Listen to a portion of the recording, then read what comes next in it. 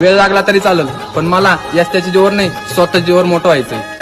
आम्ही पंख पसरुनी तुमचा झेप घेतली, भरभराट आणली.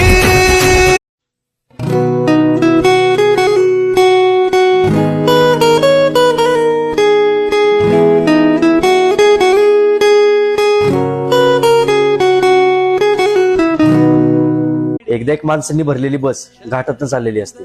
आता घाटातून जात असताना ती बस दरीत पडता पडता राहून जाते. पुढे गेलं एक भला मोठा दगड त्या बसवर पडता पडता राहून जातो. थोडं अजून पुढे गेलं त्या बस समोर एक वीज पडते. त्यामुळे ते बस साईडला थांबवतात आणि बसमधला एक माणूस म्हणतो, आपल्या बसमध्ये असा एक पापी मनुष्य आहे ज्याच्यामुळे आपण सगळे असुरक्षित आहे, तो त्याच्यामुळं आपला मृत्यू होऊ शकतो. त्यामुळे तो एक योजना बनवतो. बस समोर एक झाड असतं. आता बसमधल्या प्रत्येक माणसाने उतरायचं आणि त्या झाडाला शिवून यायचं. जो माणूस पापी असेल ती वीज त्या माणसावर पडणार. आता बसमधला एक एक माणूस उतरतो आणि झाडाला शिवून येत असतो. आता सगळे शिवून येतात आणि शेवटी राहतो फक्त एक माणूस. सगळे त्या माणसाकडे बघत असतात. तो माणूस घाबरत घाबरत त्या झाडापाशी जातो आणि झाडाला शिवतो. जसं तो झाडाला शिवतो तशी एक जोरात वीज पडती, पण ती वीज बसवर पडती आणि बसमधले सगळे मृत्यू पावतात.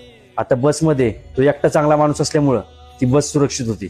जसा तो बसच्या बाहेर येतो त्या बसवर वीज पडते. यावरून एक समजून घ्या, एखाद्याला पूर्ण ओळखल्याशिवाय त्याच्याबद्दल आपलं वाईट मत कधी देऊ नका.